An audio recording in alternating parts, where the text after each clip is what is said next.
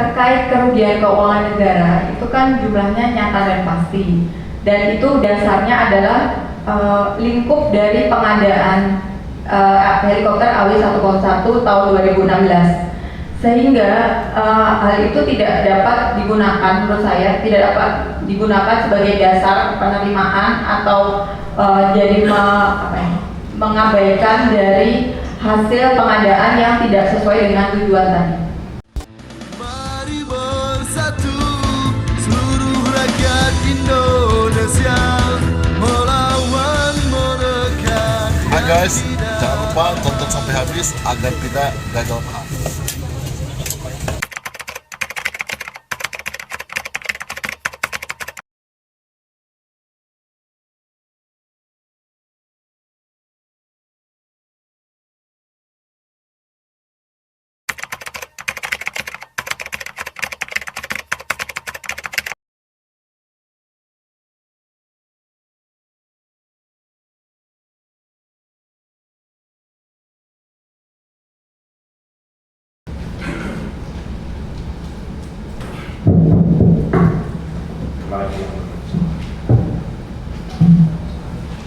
Saudari saksi dia, Saudara Ali, mohon maaf. Saudara dijelaskan terkait dasar penugasan saudara ahli. Yang kami catat di sini ada nota dinas, deputi, direktur, dan dari penyidik. Nah, semuanya di tahun 2022. Dalam surat penugasan itu, apakah ada periode tertentu yang ditugaskan oleh ahli untuk dilakukan audit forensik? Apakah ada batasan, misalnya dokumen-dokumen atau batasan kejadian yang di dalam surat tugas itu tertera di surat tugas saudara ahli? Batasan yang untuk surat tugasnya sendiri terkait penugasan yang kami lakukan itu dilakukan sejak 20 April 2022 sampai dengan 31 Agustus 2022. Jadi seluruh data dan dokumen yang kami peroleh dari penyidik dan pihak terkait, kemudian pengecekan fisik, permintaan keterangan dan yang lainnya itu semua kami peroleh dalam periode penugasan tersebut. Apakah dokumen yang saudari terima dari penyidik itu ada di periode tertentu, tidak keseluruhan dari misalnya kejadian proses pengadaan tadi sampai surat penugasan itu diterbitkan? Kami membatasi atau melaksanakan lingkup penugasan atas data dokumen yang memiliki keterkaitan. Jadi tidak ada batasan waktu tertentu, tapi memiliki keterkaitan atau dihasilkan sejak berkaitan dengan pengadaan helikopter angkut AW101 tahun 2016. Tahun 2016. Pengadaannya tahun 2016. Tapi terkait dokumen yang saudara ahli terima itu dari penyidik, apakah ada dokumen-dokumen setelah proses penyidikan itu dilaksanakan? Ada dokumen di luar itu yang saudara terima untuk dilakukan audit forensik? Izin, kami kurang paham dengan pertanyaan setelah proses penyidikan. Setelah proses penyidikan, apakah setelah proses penyidikan, apakah saudari ahli pernah mendapatkan informasi terkait adanya dokumen-dokumen lain, seperti dokumen dari BPK, dokumen berita acara serah terima barang, seperti itu? Seluruh dokumen yang kami terima berasal dari penyidik yang diberikan kepada kami setelah proses penyidikan tentunya. Baik. Saudara, apakah saudara ahli dalam melakukan audit itu pernah membaca atau menerima surat dari mungkin dari penyidik atau dari TNI AU terkait berita acara serah terima barang antara TNI AU dengan PT DGM.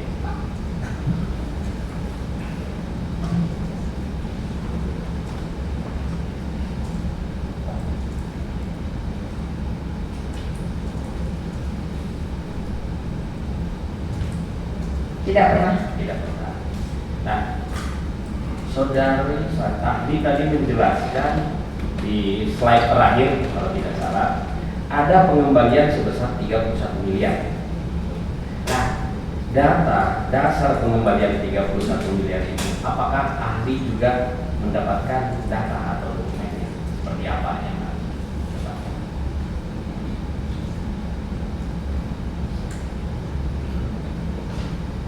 Jadi pengembalian tersebut kami ketahui dari adanya kesepakatan bersama antara TNI AU dan PT DJM di tanggal 6 September 2019. Kemudian kami juga mengetahui adanya surat setoran dengan kode billing 820 191 10733 0156. Baik. Berarti ahli 31 miliar tadi berdasarkan dokumen penyerahan setoran ya, bukti setoran ya. Ya. PTD. Tapi ahli tidak pernah melihat berita acara dasar perhitungan 31 miliar tadi ya. Tidak. Tidak pernah. Selanjutnya, apakah ahli pernah membaca surat dari BPK yang ditujukan kepada Panglima TNI tertanggal 4 Desember 2020?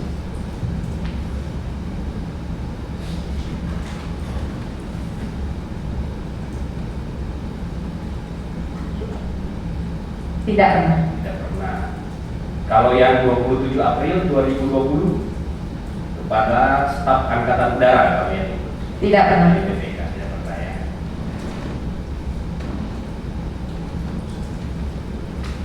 Ya, baik. Karena di dokumen yang kami punya ada tembusan ke KPK. Kami tidak menerima. Baik. Selanjutnya, apakah ahli pernah mendapatkan informasi atau data terkait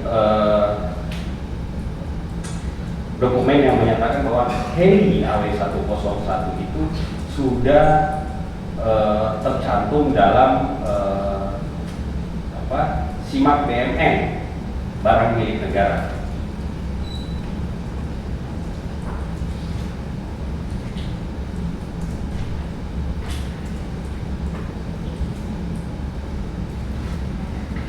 Kami tidak pernah menerima itu informasi itu. Baik. Selanjutnya, salah satu metode yang saudara ahli tadi paparkan dalam melakukan audit forensik tadi adalah permintaan keterangan kepada pihak terkait. Ya. Nah, pertanyaan kami, pihak terkait yang ahli maksud itu siapa saja yang sudah diminta keterangan? Dari tim KPM tahun 2019.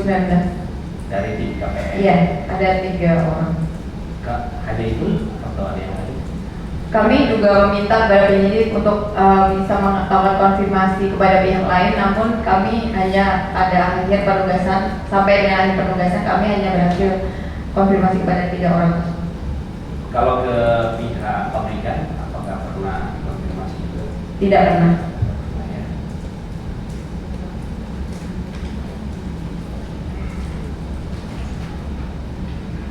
Terhadap tadi ada beberapa metode perhitungan kerugian negara yang ahli sampaikan. Terkait ada total loss dan metode perhitungan penyesuaian, ya, penyesuaian. Nah, yang dimaksud penyesuaian tadi, ya, total loss, dan yang kedua kalau kita metode perhitungan dengan metode penyesuaian. Nah, pertanyaan kami, mohon pencerahan. Metode dengan penyesuaian itu yang seperti apa, saudara ahli tahu? Dapat kami jelaskan? metode kerugian total dengan penyesuaian adalah metode kerugian total dengan penyesuaian ke atas. Artinya, metode tersebut memperhitungkan seluruh biaya yang dikeluarkan atau dibayarkan, ditambah dengan biaya yang harus dikeluarkan untuk memusnahkan atau menyingkirkan barang yang dibeli. Jadi seluruh pengeluaran terkait barang itu juga nantinya akan dimasukkan ke dalam unsur perhitungan. Bagaimana misalnya kalau barang tadi yang tidak sesuai spesifikasi kemudian oleh user diterima barangnya tadi walaupun tidak sesuai spesifikasi, kemudian belakangan karena mungkin ada rekomendasi dari pihak yang tertentu barangnya diterima, apakah itu juga menjadi menjadi bahan untuk melakukan perhitungan kerugian negara? Baik, kalau misalnya tadi barang tersebut tidak sesuai dengan spesifikasi tapi diterima, menurut saya yang harus dipertanyakan adalah dasar penerimaan tersebut. Jadi apakah dasar penerimaan tersebut memang bisa diterima sebagai dasar adanya penerimaan, sedangkan kalau dalam pengadaan sepanjang pengetahuan saya, suatu pengadaan itu merupakan pengeluaran negara yang menggunakan APBN atau keuangan negara. Ketika pengeluaran dari keuangan negara itu dilakukan, itu ada suatu tujuan yang nantinya itu akan memenuhi suatu kebutuhan dalam rangka memenuhi tugas atau tugas negara dalam memberikan kesejahteraan kepada masyarakat. Dalam hal ini, kalau pengadaan helikopter angkut ini tujuan itu dinyatakan dalam rencana pengadaan, yaitu untuk penggunaan trooper dan air ambulance. Nah, kalau misalnya ternyata tujuan itu tidak tercapai tapi helinya diterima, menurut saya dasar penerimaannya itu harus dipertanyakan atau harus dicek lebih lanjut. Apakah itu memang dapat digunakan sebagai dasar? Siapa yang berhak menjustifikasi itu sesuai atau tidak sesuai dengan peruntukannya menurut Anda? Tim penerima barang atau tim KPM. Tim penerima barang atau tim KPM. Iya. Kemudian yang tugasnya mengecek. Jika di kemudian hari ada rekomendasi mungkin dari sebutlah dari internal TNI sendiri atau dari auditor lain atau BPK seperti itu ada ada arahan atau ada perintah dari pimpinan seperti itu menerima barang itu karena dibutuhkan untuk keperluan yang lain misalnya. Nah, bagaimana? Untuk terkait kerugian keuangan negara itu kan jumlahnya nyata dan pasti, dan itu dasarnya adalah lingkup dari pengadaan helikopter AW101 tahun 2016, sehingga hal itu tidak dapat digunakan, menurut saya tidak dapat digunakan sebagai dasar penerimaan atau jadi mengabaikan dari hasil pengadaan yang tidak sesuai dengan tujuan tadi. Artinya penyedia juga harus tetap dibebankan uang pengganti, walaupun barangnya diterima. Saya tidak bisa berpendapat terkait uang pengganti, karena di luar lingkup saya. Ya, terkait dengan metode perhitungan tadi total loss tadi, apakah tetap masih menggunakan total loss atau seperti itu? Karena barangnya diterima.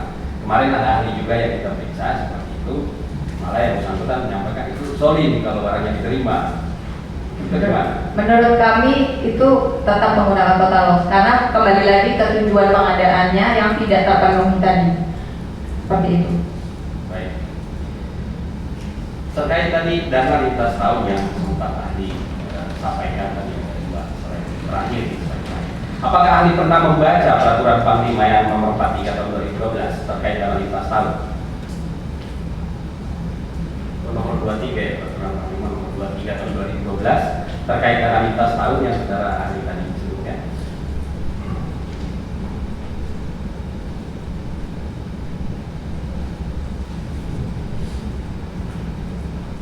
Kami tidak pernah membaca peraturan Panglima terkait.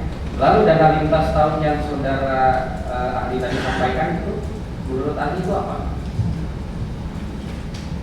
Jadi dapat kami jelaskan, menurut pendapat kami, penggunaan adanya dana lintas tahun itu tidak sesuai dengan Undang-Undang tentang Perbendaharaan Negara, di mana kas negara itu adalah tempat menyimpan uang negara yang ditentukan oleh Menteri Keuangan selaku bendara umum negara untuk menampung seluruh penerimaan negara dan membayar seluruh pengeluaran negara. Kemudian semua penerimaan dan pengeluaran negara dilakukan melalui rekening kas umum negara, sehingga tidak ada rekening lain yang dapat digunakan untuk mengeluarkan menampung pengeluaran negara. Kemudian pembayaran atas beban APBN atau APBD tidak boleh dilakukan sebelum barang atau jasa diterima. Dalam hal ini uang tersebut sudah dikeluarkan dari kas negara atau kas umum negara sebelum barang atau helikopter tersebut diserahkan. Bagaimana kalau misalnya tadi usernya sendiri yang membuat peraturan itu? Bagaimana nasibnya ini pengadaan? Apakah dia harus tunduk dengan peraturan itu atau bagaimana menurut Anda? Ini undang-undang sih Pak. Jadi saya kira Bapak juga paham kedudukan peraturan internal dengan peraturan undang-undang itu lebih tinggi yang mana. Ya, kalau menurut ahli bagaimana? Menurut saya seharusnya ini undang-undang yang ditegakkan seperti itu. Jadi menurut ahli penyediaannya harusnya menolak dilakukan itu. Menolak dilakukan pembuatan rekening lintas tahun. Menurut saya terkait penggunaan rekening lintas tahun itu sudah tidak sesuai dengan undang-undang seperti itu. Jadi saya tidak berpendapat apakah ahli harus menolak atau menerima.